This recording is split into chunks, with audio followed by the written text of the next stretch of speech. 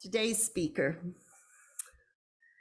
First of all, I wanted to say that John and his wife Sue have their primary home in Agora Hills, which is my old neighborhood.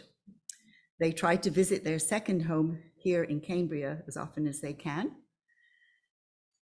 Earth Day on April 22nd, 1970 marked the birth of the modern environmental movement. At that time, our speaker today helped organize a conference in Claremont, California. Here we go. I practice this a lot. Apocalyptically entitled Alternatives to Catastrophe. It brought together people from a wide range of disciplines to explore various environmental issues. The conference was covered by the New York Times. Since that time, ecological matters have only become more magnified. Focusing on the UU's seventh principle, respect for the interdependent web of all existence of which we are a part, and with his background in religious studies and the arts, John Loren has entitled his presentation, Throwing Stars with Loren Eiseley, Earth Day 2023. Please welcome John.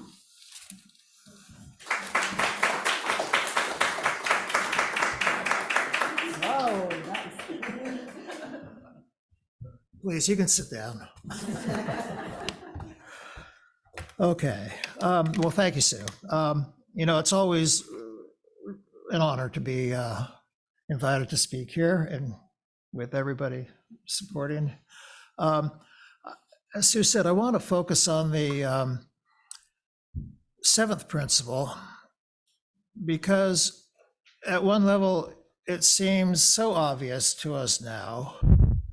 And yet, when we look at the history of how our culture has been related to nature and to the wilderness through the centuries, if we look at that history, the significance of the principle becomes much more clear. It is profound and it is deep, this principle. So that's what I want to focus on today. Okay, so let me take off my glasses so I can see what I'm reading. A few years ago, my wife, Sue, and I had the good fortune to travel to Egypt. And one day we were scheduled to be cruising down the Nile River, or up the Nile River, depending on your point of view. And we could not because of a strike. So as a result of that, we had to drive on the eastern edge of the Sahara Desert for the whole day. And that was an environment absolutely devoid of life. As you see, there's nothing there.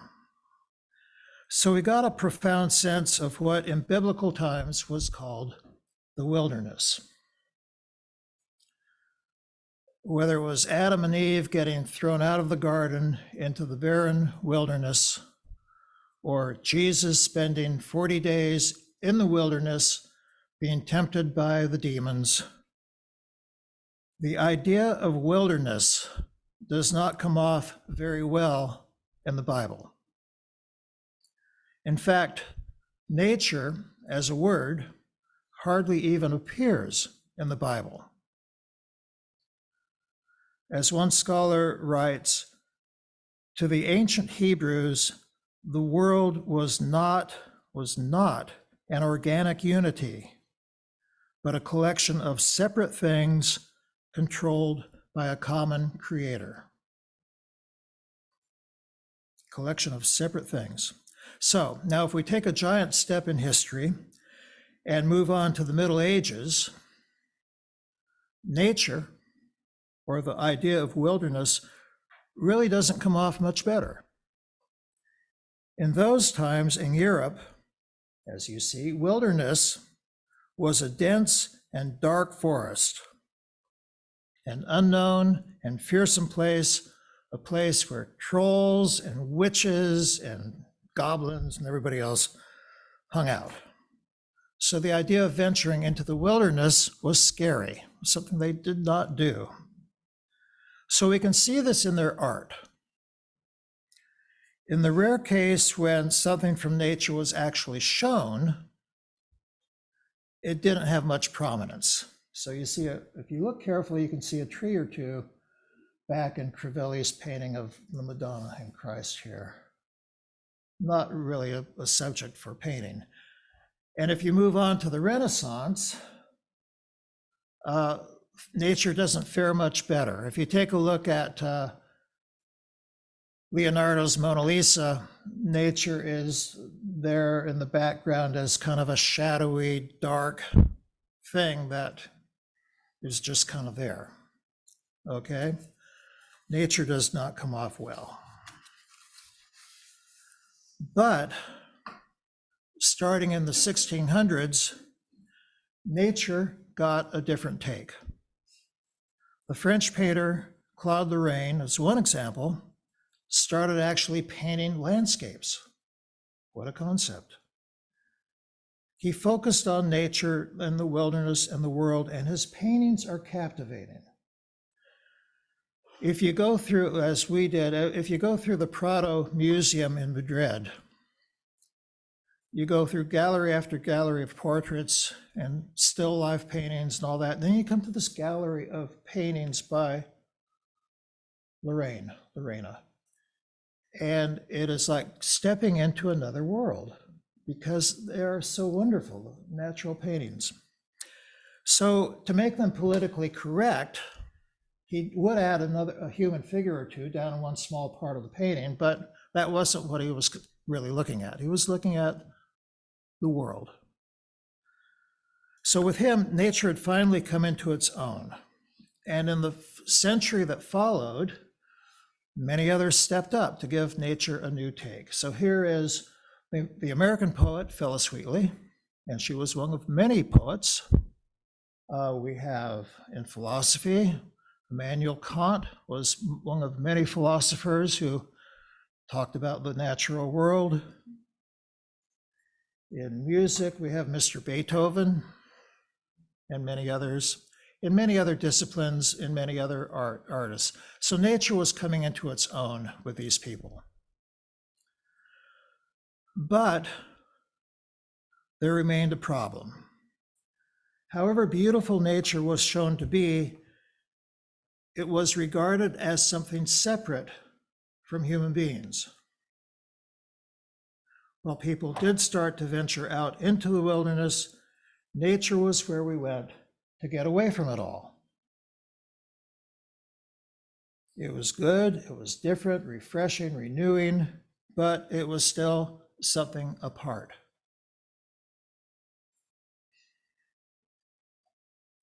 In the last 50 years or so, since the first Earth Day, there has been a shift.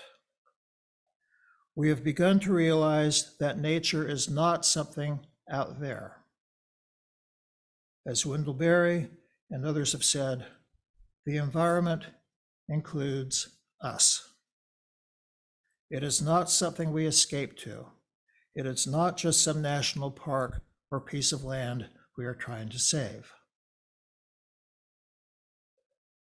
It is a whole. It's all related. Here's Olmsted Central Park in New York, where it all comes together. The Greek word cosmos kind of captures the whole essence of it. And the UU's seventh principle is exactly what it is. It's, we affirm respect for the interdependent web of all existence of which we are a part. As John Cobb writes, we are all co-creatures. So we need a shift away from a shift in our consciousness, away from the cultural legacy that we have inherited, where initially nature was seen as not so good, and then nature was seen as good, but also separate, and we need to move on to this seventh principle. So one of the people who understood this well early on was the anthropologist and naturalist Loren Eiseley, a poet too, I should add. And in his really beautiful writings, he can help us achieve this shift in consciousness. So, in one of his early essays called The Slit, he talks about exploring a narrow gorge at the edge of the great American prairie. And he writes, "The crack was only about body width, and as I worked my way downward, the light turned dark and green from the overhanging grass. Above me, the sky became a narrow slit of blue, as far off as some future century I would never see." He had hoped to find a fossil or a bone, but instead came upon an entire skull staring up at him.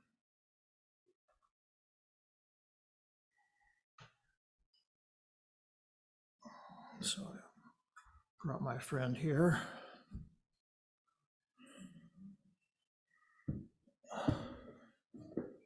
His jaw moved so he could actually talk if he wanted. Okay.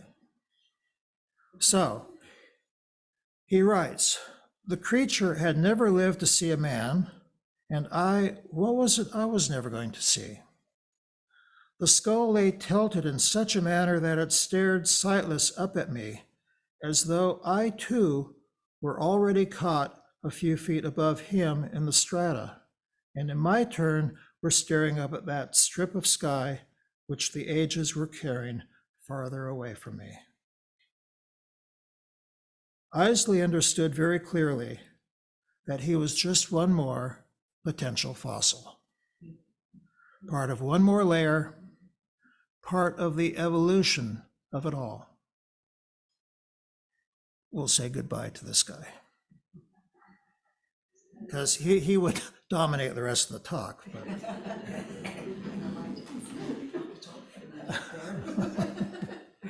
Okay.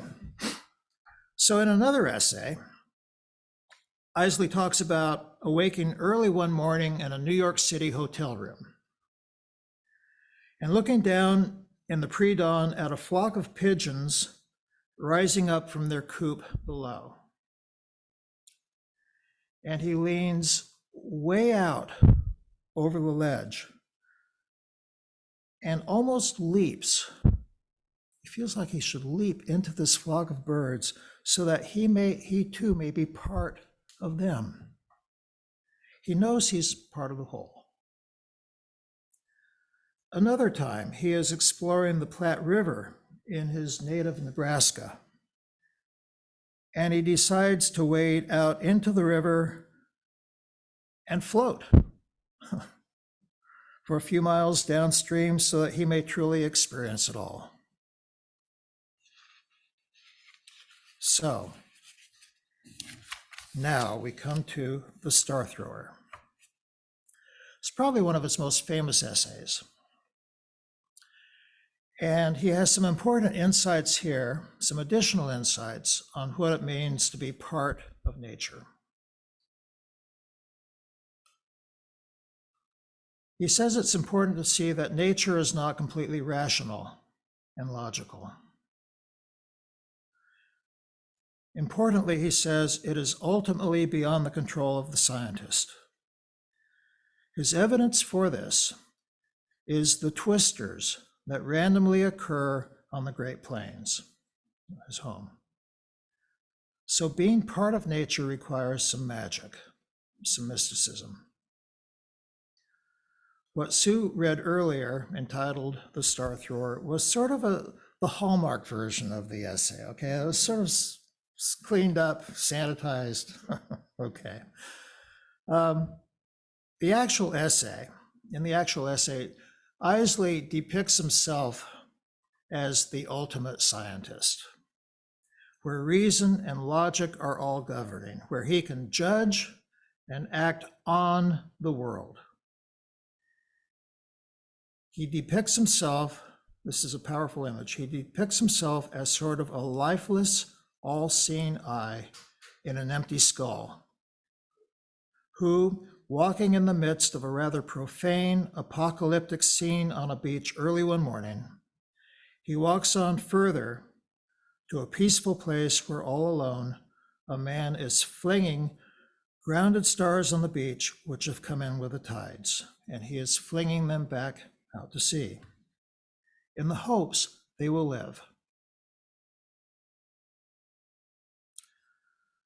Eiseley, initially as the ultimate scientist, sees this act as pure folly and retreats back to where he started his walk.